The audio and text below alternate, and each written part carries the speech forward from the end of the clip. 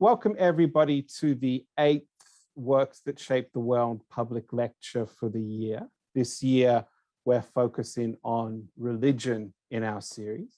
And let me begin by turning my camera on and acknowledging the elders of the Ngunnawal and the Ngambri people, the traditional custodians of the land that the Australian National University is built upon here in Canberra.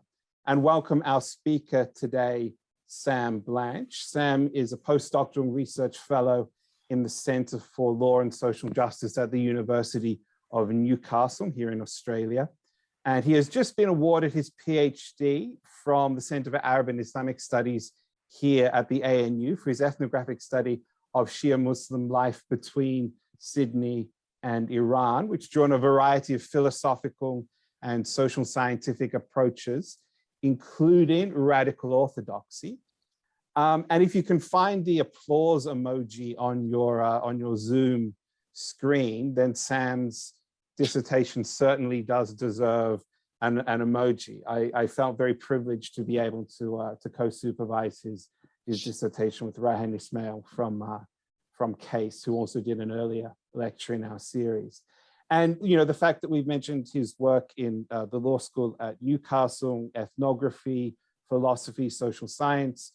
He's worked on contemporary Islam, and of course now we're looking at Christian tradition as well. I think gives a real sense of the range of Sam's expertise, which is not a word that I use lightly, and it also gives a sense of the kind of exciting work that he's doing.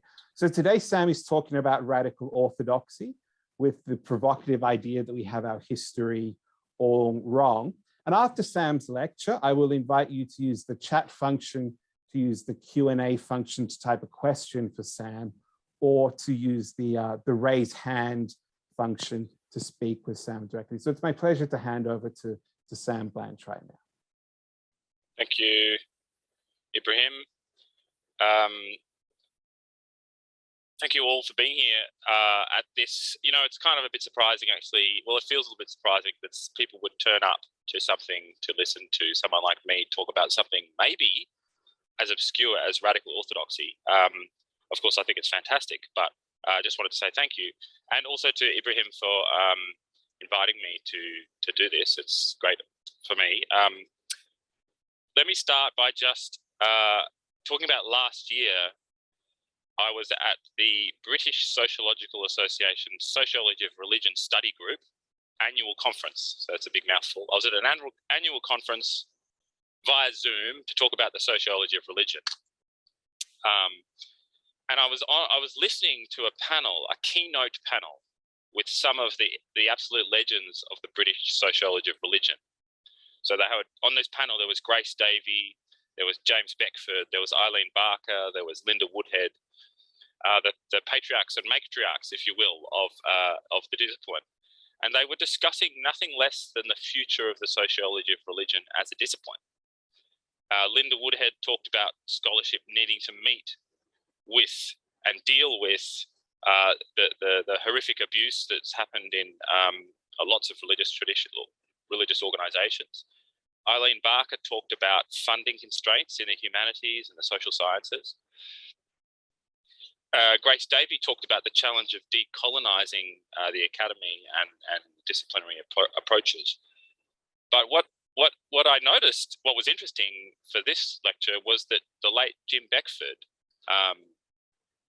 what he did was to point to radical orthodoxy, a movement in academic theology of all places.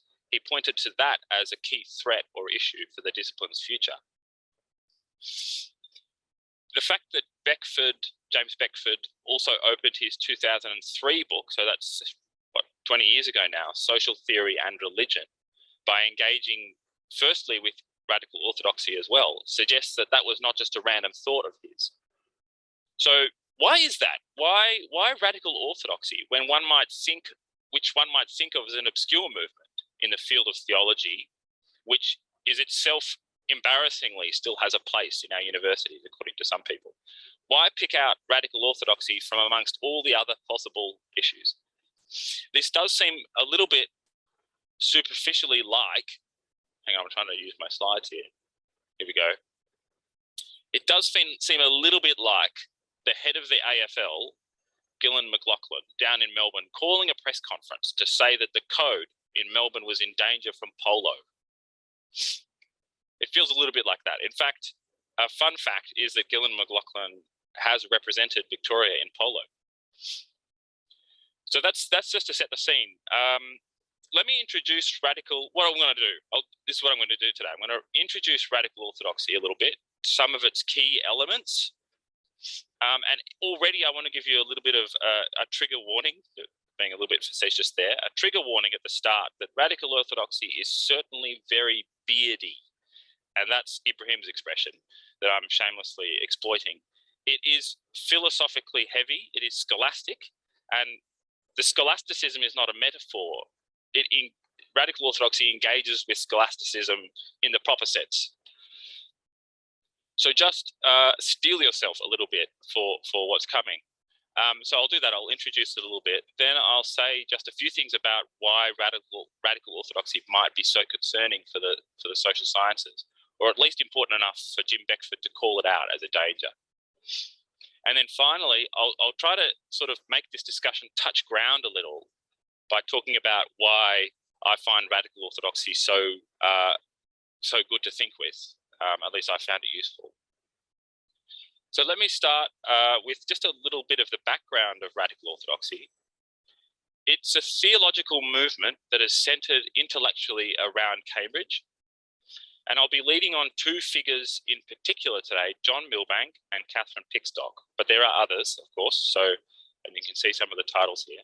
There is an edited Rutledge title, Radical Orthodoxy, which is probably a good place to start if you want to go deeper. And there's now a Radical Orthodoxy reader as well. But here I'm mostly talking from after writing from 1998, Theology and Social Theory, which is way back in 1990, and Beyond Secular Order, which is 2013. Hopefully you can see those on the screen. Now, Radical Orthodoxy is orthodox in the sense that it is dogmatically and very forthrightly Trinitarian and creedal in the Christian tradition. John Milbank says he was taught theology by Rowan Williams, the former Archbishop of Canterbury and super nerd, really.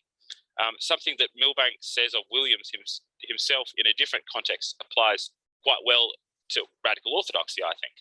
I'm paraphrasing here, but basically he is annoying because he cannot easily be labelled either liberal or conservative, or we might say progressive or fundamentalist. So, like Williams, radical orthodoxy has that kind of hyper-intellectual and again, beardy quality of some forms of Anglicanism. The contributors to the volume I mentioned earlier, the Radical Orthodoxy volume, are mostly Anglo-Catholics and Roman Catholics. So that kind of gives you a sense of what's going on. But there are engagements with other Protestant traditions as well. So that's the Orthodox side, very crudely sketched. But it is also radical because it is not simply nostalgic. It's not a return to, but rather an attempt to recover and radicalize some of the currents and postures of political and economic life from the Christian tradition. So this radicalism comes forth in a couple of ways. Milbank wants to describe socialism as a basically Christian movement, later co-opted by materialists. They also adopt a kind of Platonism or Platonic thought, but again, in a way that's not trying to be nostalgic. So when I talk about the radical orthodox view of radical historical contingency, I'll talk about that later, its particular view of history, you'll see why the radical orthodox theologians don't see this move back to Plato or back to different Christian aspects of Christian tradition. They don't see this as either reactionary or progressive. They don't see it as a sort of backward thing. More on that later. But radical orthodoxy is also radical because it is a critique of modern philosophy and social science. John Milbank's Theology and Social Theory, which you can see there, originally published in 1990, is a critique of, and it's hard to underestimate how sort of audacious the work is. It's a critique of the whole edifice of Western social theory. This aspect of its radicalism is very important in its own self-estimation. even theological critiques of liberal theology by someone like Karl Barth, according to radical orthodoxy, are ultimately compromised because in the end, they lean on Western philosophical assumptions. This is why a really direct critique of these assumptions is so important to radical orthodoxy. If you're going to do theology, you need to engage head on with philosophy in a highly critical way, because otherwise theology will be smuggled in anyway. Or poor philosophy will be smuggled into your theology anyway. So what is striking about radical orthodoxy is its critical engagement with contemporary social theory in a really full-bodied way, and often the posture is something like this. Yes, I get your point, Foucault, but you're not radical enough. Or yes, Deleuze, I see you and I raise you. So there's just a very sort of crude sketch. Let's go a little bit deeper. And to do that, we need to go back to the 13th century Franciscan theologian Duns Scotus. Radical orthodoxy observes that it is a shift represented and instigated by Scotus, rather than the later Reformation or other philosophical movements that you might more tend to think of. It's those that we really need to get our head around in order to understand our world today. In Milbank's words, this is how we should understand the secular because, as he puts it, the secular is an internal corruption of the theological. This is going to reoccur throughout this discussion of radical orthodoxy. The observation that so much of the modern comes genealogically from theological moves. I'm going to describe now 5 related shifts, or I'm going to call them moves, that change the world according to radical orthodoxy. Now, the point is not that they all happen at the same time, but they are all related. I'm just sort of sketching them crudely. And I won't really, unfortunately, be able to describe what the change is from, what the movement is coming from, because I just don't have time to do that. Suffice to say that Thomas Aquinas kind of fulfills this role in radical orthodoxy. But what I will do is to come back right at the end when I talk about Islam to a different way, which is hopefully provides the alternative to what I'm talking about now. The first move I want to describe is theological. And again, that the theological is the primary move is very important to radical orthodoxy. So in the theological move, and this is very beardy, I've warned you, God ceases to be a participant in creation, and instead he becomes a sovereign who intervenes sometimes and in discrete moments. Another way to put this is that God does no longer participate in creation by his nature. Instead, God participates in nature according to his will, which is in a very deep sense arbitrary. You might think about this in terms of the modern notion of the miracle, which is a kind of explosion into the real world. It has a kind of random quality. It's not entwined with the world itself. So that's the theological move. The second ontological move follows from this. With Scotus, the world becomes a finite and spatially extended object that can be thought about as such, because God has already been removed from it. The world takes on what Pickstock calls a quantitative character because it no longer shares qualitatively with God as a participant. The world becomes a given. That's a word, given, that both Pickstock and Milbank make quite a lot of use of. So the world becomes, in a word, an object. And the subject modeled on this new, I've got a little thing here. The subject modeled on this new doctrine of God assumed the status of that which confers existence upon reality. Let me try and flesh this out a little bit, pardon the pun, using the Eucharist as an example.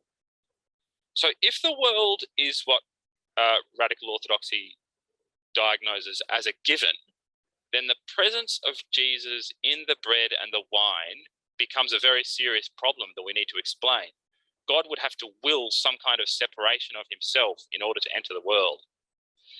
But if the world is a gift, that's another Orthodox word, a gift which God participates in, and in which we participate in through signs and analogies, let's call them metaphysical circuits, like the bread and the wine, then Jesus' presence becomes more thinkable. It can still be a big problem, obviously, but it's a different kind of problem. Now, it's very important to radical orthodoxy that the basic epistemological insight made by Descartes. So, to explain, the moment of radical doubt and turning inwards, it's very important to radical orthodoxy that that is something prepared for beforehand by this arrangement of the world as a given. Because the world has already become a given, no longer a gift, and God has been bracketed out. This is why, or rather, this is where it becomes possible for Descartes, the subject, to think about himself in relation to that world. So the third, or epistemological move, is this. Knowledge becomes what John Milbank calls knowledge by representation. I'm going to explain this. Knowledge by representation is knowledge as mental copying. So to know something is to make a copy, a figure, a sketch, a schema of the thing in our mind. Knowledge is like a facsimile. Knowledge is no longer something shared between the knower and the thing known. Instead, it's a kind of artifact in our mind without real connection to things. Milbank puts it like this in Beyond Secular Reason. Knowledge becomes a copy, in principle detachable from external reference, because it no longer involves a real transmission of form from the external reality. I think perhaps the key point is this: there's no real participation between the knower and the known anymore. Instead, the knower makes a copy, real or imagined, in their mind. Now, it's probably, I think, worth pointing out how lots of critical aspects of social theory have often pushed against this idea of knowledge. You might think of phenomenology, Merleau-Ponty, and you might also think of there's a very small book by Roland Barthes talking about photography, where he says that the photograph actually shares in what it represents through a kind of chemical connection. So that you can see sort of this resistance to this idea of a gap in knowledge emerging in social theory. But I'll move on. So I need to be really clear at this point. You might think that radical orthodoxy is arguing for a different epistemology, or, to stop using the jargon, a different theory of knowledge. So, and I'll keep using the jargon, we could be realists, or we could be social constructionists, or we could be critical realists, or we could be feminists, or we could be radical orthodox. Or to use a different terminology, you might think that this is about different worldviews. So noting that word worldviews is constructed using a metaphor of vision and perspective. But what Milbank and I think Pickstock want to say is that the issue precedes epistemology because it turns on the way that people are in the world and the way that people relate to God. And modernity is in fact characterized, according to radical orthodoxy, precisely by its obsession with epistemology. Milbank puts it like this. Modern ontology is so constituted that not without contradiction, it gives primacy to the theory of knowledge rather than the theory of being. Because modernity has abandoned the insight that knowledge has to do with ontology. Now, let me try and explain this, hopefully a little better to illustrate it. I was trying to think of a way to do it. Think of a butterfly house or a sort of aviary with butterflies in it, and we go in there and we put on some virtual reality goggles and we walk around in it, interacting with digital representations of where we are. But we forget that we're in the aviary, and all of our questions become about the sensory interface of the virtual reality goggles, and we forget that we are able to smell and touch and exist in the butterfly aviary. Anyway, that's my attempt at an illustration for you. But Radical Orthodoxy's point is that it's because of this ancient heresy or this ancient theological move that from then on our primary way of relating to the world becomes about how we know it. Or to put it another way, because the world is a given, it must be accessed primarily through theories of knowledge rather than through different kinds of encounters with the world as a gift. That's the epistemological move. In the anthropological move, the person becomes like God, separate from the world around them. God's relationship with creation becomes contractual in nature. So do people's relationships with each other and with the world. And I just want to pause here for a minute just to show why I think the Radical Orthodoxy argument about these kind of shifts does matter. So in critical studies of Western legal systems, for example, the latter, as in Western law, is often sometimes represented as inherently exploitative. And I think Radical Orthodoxy would agree with that. So, for example, the notion of property, which is in many ways at the heart of law, involves logic of exclusive possession and of resource extraction. In a very powerful article by the Indigenous scholar Irene Watson, this is an example, there's a Judeo-Christian model. This is a Judeo-Christian model set up in Genesis for man to subdue and have dominion over the earth. And this shapes Western law afterwards, according to Watson. And she wants to contrast indigenous forms of legality and knowing with this Western form of knowing and legality. But perhaps we can already see how this history is at least complicated by the Radical Orthodox story. Because Radical Orthodoxy would want to suggest that we would need to trace a shift in the very character of dominion from gift to given. And it might want to observe that dominion is shaped by our view of sovereignty, which turns on our theology of God's separation from the world rather than his participation in it. The final move I want to mention is a political one. Pickstock actually argues that for Descartes, when he turned inwards, it wasn't just the idea of a given world that prepared ground for his turn to the subject or the cogito, but rather it was a prior model of political sovereignty. So she suggests that there was an idea of the sovereign as managing, controlling, operating upon the city, which was the model for Descartes, turn to the cogito or the subject as a sovereign mind. So the model of the architect, the city planner and so on, in short, prepared Descartes for his turn to the self and against the world.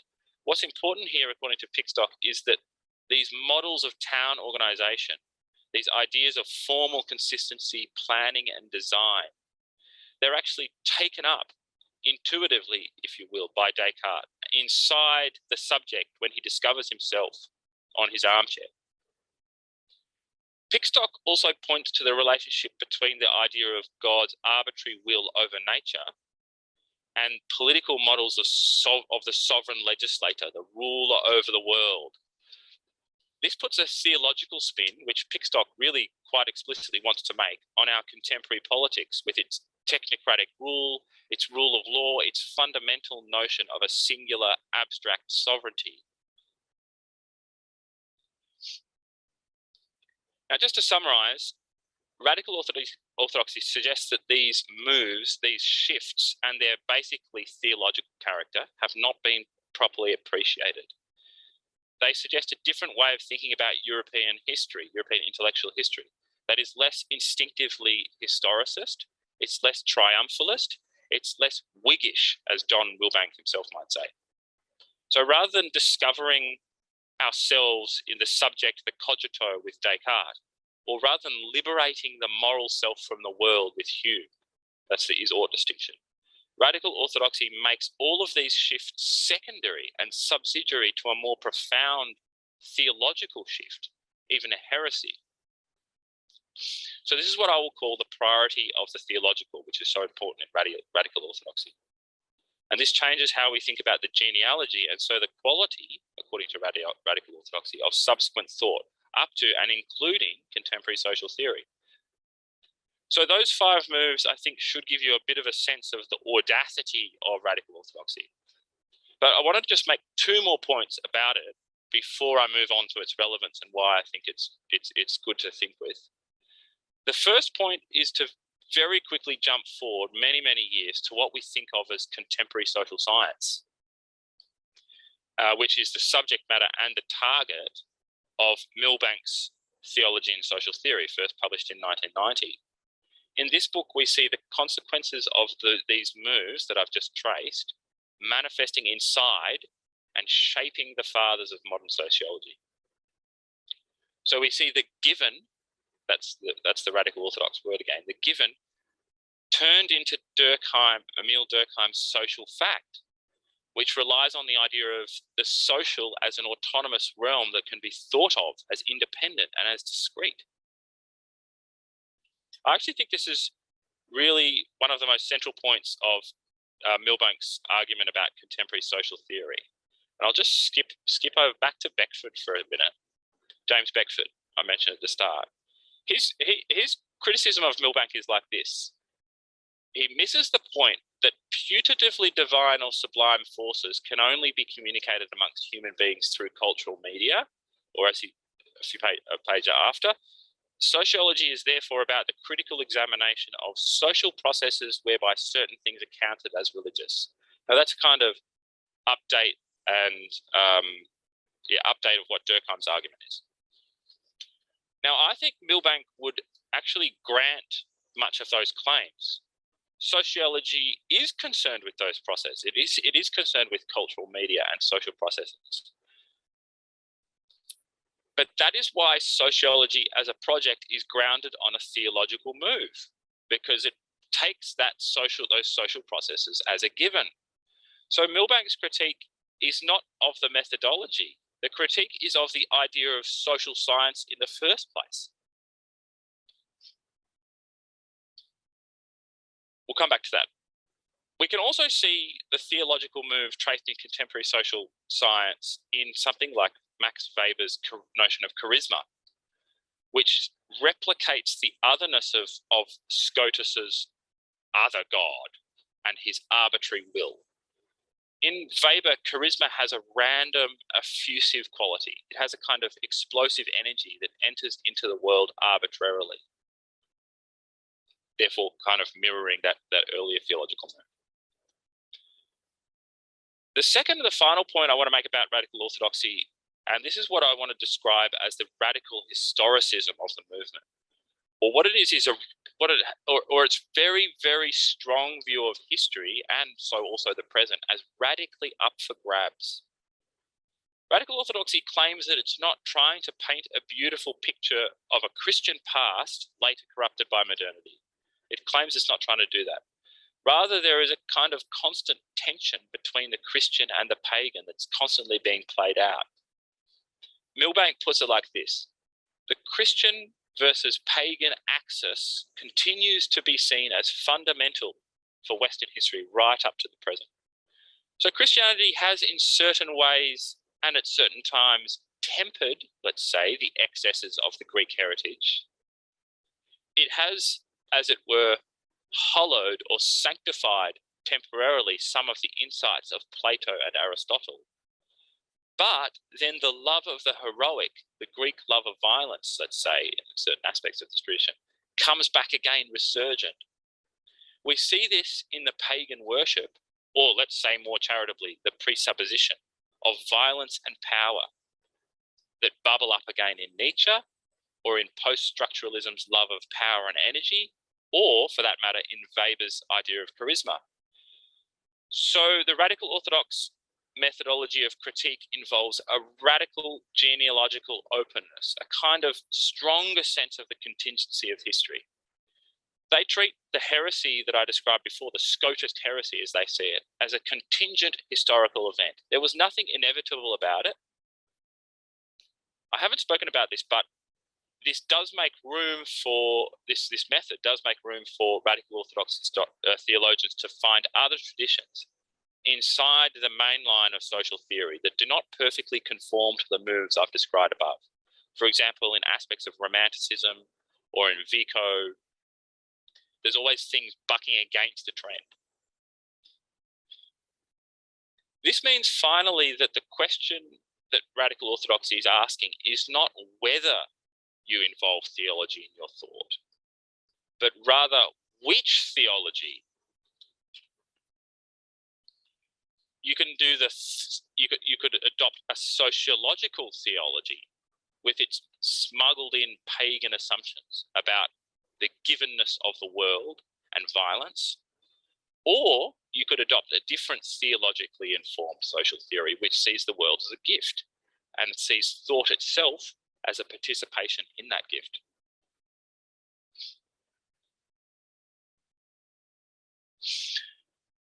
Now, why did James Beckford name Radical Orthodoxy as a particular problem, particular issue for the future of sociology? Now, there's something bombastic, certainly, about Radical Orthodoxy, and particularly to John Milbank's style of writing. And I've tried to sort of channel that by dropping the heresy word. No one wants to hear their project described as heretical, least of all a discipline that has described itself often as methodologically agnostic, like sociology of religion. Now, Joel Robbins and others have suggested that part of the challenge posed by Christianity itself, and why social theory has often struggled to deal with Christianity, is that it's too historically close to the modern social sciences and the humanities. One can very easily dismiss a 17th century Muslim theologian's project, or you can take it seriously, but only as an object of dispassionate inquiry. It's easy to do that. But it's not perhaps so easy to do with theology that feels so much kind of closer to Western social theory, because they have such shared and parallel intellectual histories. This is, I think, particularly the case with Radical Orthodoxy. I want to suggest that Radical Orthodoxy is embarrassing in the much older sense of that word. It's something that causes an obstacle or an obstruction. It's kind of troublesome. Radical Orthodoxy speaks aggressively into social theory. It uses social theory's own terms and some of its own techniques, namely the genealogical method, but turns them against social theory.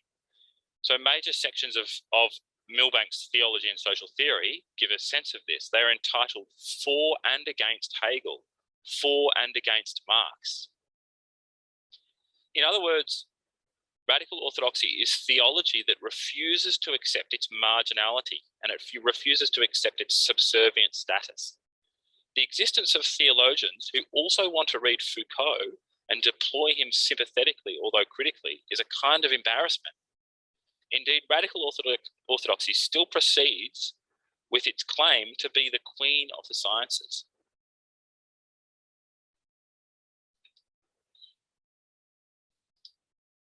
Just for the last part of this, I want to pivot and make this much more practical and to try to suggest why I think this matters. To be really specific, I'm employed in a law school at the University of Newcastle, and I work primarily on contemporary Islam. So how on earth can Radical Orthodoxy possibly be helpful with this? That's the question I'm putting to you at the end. Brian Howe has suggested that Radical Orthodoxy might be understood and is useful in a similar way to something like a radical feminist analysis. That is, Radical Orthodoxy can operate as one more perspective that serves to democratize social theory, adding to or even helping to decolonize that theory. So these kinds of perspectives stand awkwardly against the mainline theory of the academy. And so they have a kind of critical productivity just because they're kind of semi-outsiders. So Howe suggests that one might have a faith commitment and adopt a theological critique on that basis, just like one can identify with a particular political or cultural community, say a radical feminist community, and adopt a critique related to that positionality. That's Howe's suggestion. Now, what this assumes is that Radical Orthodoxy is just another epistemology, another theory of knowledge, and you might want to critique it in that way. But its claim, at least, and as I've hoped to have shown, is that it's more substantial. It's trying to be more than this. Let me try and show you why I think Radical Orthodoxy is good to think with.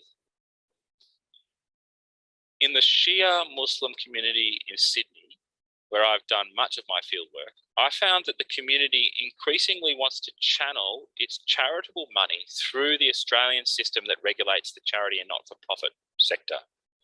This is an example from a British Muslim charity, which has links with my own interlocutors, which shows you the very kind of familiar mechanisms that this community wants to use.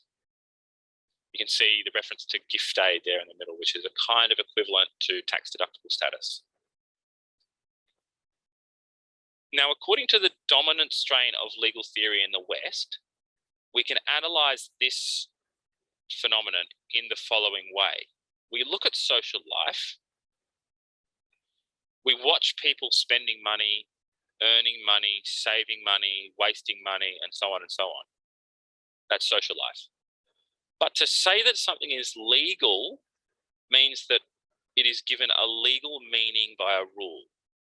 So to explain, we look at some legislation, and we notice that the legislation says that all not-for-profits that earn an income over $250,000 must lodge their audited accounts with the Charities Commission. Now, it is this rule from the Australian Charities and Not-for-Profit Commission Act, subdivision 60C, if you really want to know. It's this legislation, this rule that takes an action in the world and makes it legal. This is the theory of it here from Hans Kelsen, who's sort of one of the arch legal positivists. That which makes the process, and his example is the meeting of a secret society, actually. The thing that makes that process into a legal or illegal act is not its factuality, it's not its natural causal existence, but the objective significance which is bound up with it, its meaning. Its characteristically legal meaning it receives from a norm whose content refers to it. The norm functions as a schema of meaning. And here we can take norm as the same thing as meaning a rule. So now this rule is a representation. It is a schema, to use Kelsen's expression, that gives a legal meaning to a social action. Otherwise, it's just a random act in the world. The thing that makes it law is that there's a rule that attaches to it. The paradigmatic question then becomes valid or invalid. Is an act valid or invalid? The rule, in other words, makes the action either valid or invalid, legal or illegal. I hope you're still with me. Now, according to this way of thinking about law, we might go and find out whether there is an equivalent rule attributing legal meaning to the act of auditing, submitting your audited accounts. We might go and find out if there's an equivalent rule in the Shia Muslim tradition. So we might go and look, are there any fatwas or legal opinions that make auditing one's books obligatory? So you can go to Ayatollah Sistani, Ayatollah Sistani from Iraq, one of the grand ayatollahs. You can go to his website and you can look for a fatwa. And you can even ask for a fatwa from Ayatollah Khamenei. You could say, is it obligatory to do this? But thinking alongside radical orthodoxy, we might not be asking the right question, or we might be asking about fatwas for the wrong reason. Let me tell you why. This is the moment of critical reflexivity that I think radical orthodoxy stimulates. For radical orthodoxy suggests that this idea of separating out meaning from world, schema from matter, rule from social life, is actually a contingent fact of Western philosophical history. And even more than that, it's actually something that relies on a heresy from Western history. Can we assume that the person, the action, the materiality of the auditing process, so you go and you do this auditing thing, and the rule have this kind of separate relationship? Can we assume that? Do my interlocutors, the Shia Muslims in Sydney who I interact with for my research, do they think about knowledge in this same way? Is the rule separated out from the factuality, to use Kelsen's terminology? Is it separated out from the factuality in this way? What I think radical orthodoxy does is it helps us, and I know this sounds paradoxical, it helps us to think ontologically about other legal practices. So it helps us to think about legal practices not through knowledge, but through ontology or being. The men that I worked with in Sydney and they're all men just in my fieldwork, describe the need to audit their books, and even in fact when they're not always legally obligated to do so under Australian law, they describe it as better practice. That's a quotation, better practice. Now that might sound like neoliberal jargon. Of course you use better practice, a kind of modern, everyone just internalizes modern accounting logic. And I'm sure that's part of the picture. But remember that Radical Orthodoxy wants to allow for more contingency and possibility in history than that. We can't assume that that is all that there is to be said. In my research amongst the Shia, I found that they were adopting processes like this, like auditing, like receipting and so on, because these processes were actually considered cosmologically better. To be clear, I don't mean that the practice complied with a better schema or a better rule. And I don't mean that the practice complied with the will of God understood in an arbitrary sense, like Scotus supposed. What better means for my interlocutors, I argue, is that auditing is actually a more superior mode of participation. It's actually a higher ethical quality. It's actually a better way of being closer to God. Physically, spatially closer to God. The acts of auditing and receipting and very carefully stewarding their monies, they actually analogize God's excellence. They're actually participations in God's goodness. They're ways of using materials like accounting books, like receipts, to wade through the world closer to God. Even just this morning, in fact, I got an email, I'm on their mailing list and so on. I got an email from one of the Islamic communities in Sydney where I did a lot of my fieldwork. And there's a big festival coming up, Eid al-Adha is coming up. And this email encouraged the community to give a sacrifice, right? Which is something recommended in Islamic law. But the expression the email used was, offer your means of nearness to God. So what I suggested in my thesis and what I'm suggesting now is we need to be able to think about the way that their religious practices are conceived of as moving them spatially and physically closer to God.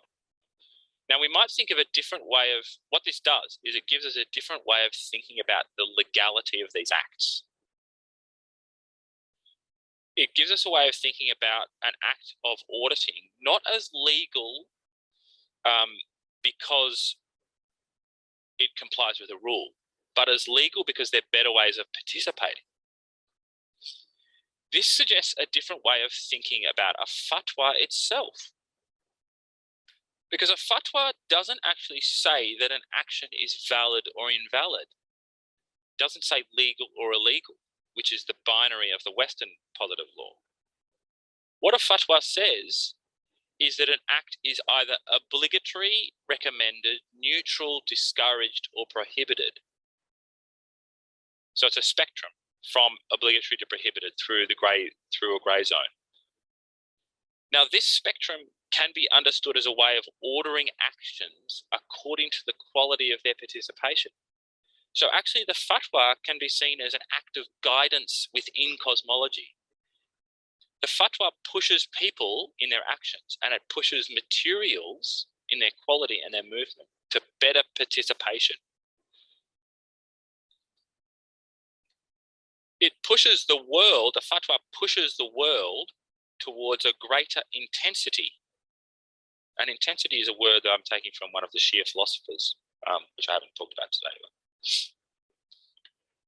Now, I'm almost finished. Joseph Schacht, one of the fathers of the Orientalist study of Islamic law, interpreted the existence of this spectrum between obligatory, recommended, neutral, discouraged, and prohibited. He interpreted this as a sign of the immaturity of the Islamic law.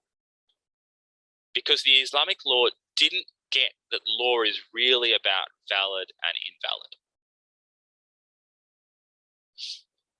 What I'm suggesting is actually the spectrum embodies and suggests a different legal imaginary altogether. Now, if I wanted to make this full argument to you about how I mean, it's an audacious argument I'm making there. But if I wanted to make this argument properly, obviously I'd need to show you other empirical ethnographic reasons to be able to make this argument. And indeed, Islam has its own philosophical traditions that might be able to inform this kind of argument. I'm not going to do that now, but what I do want to say is that radical orthodoxy helps to clear ground for this kind of argument to be made intellectually, particularly for a relative outsider like me. What I'm saying is that radical orthodoxy and its emphasis on the radical contingency of history actually liberates the scholar to think analogically again. Remember the radical contingency point. In other words, radical orthodoxy suggests that we don't have to think in terms of knowledge by representation. We can think and try and encounter our interlocutors in a different way through their knowledge systems. And that's what I think radical orthodoxy helps us to do. I think I'll stop there, actually. And thank you for listening, and happy to take questions. Thank you very much, Sam, for a very rich presentation.